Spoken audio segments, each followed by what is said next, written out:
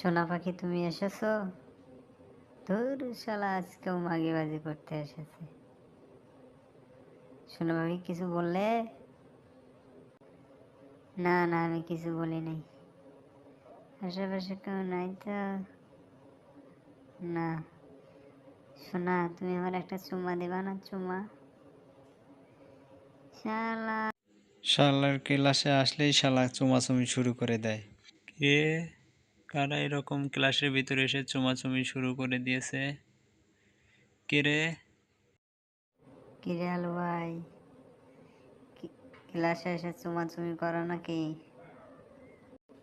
না না ভাই, আমি কিছু করিনি তো। তোমাকে একটা লজেন্স কিনে দেবো না, বুঝেছো?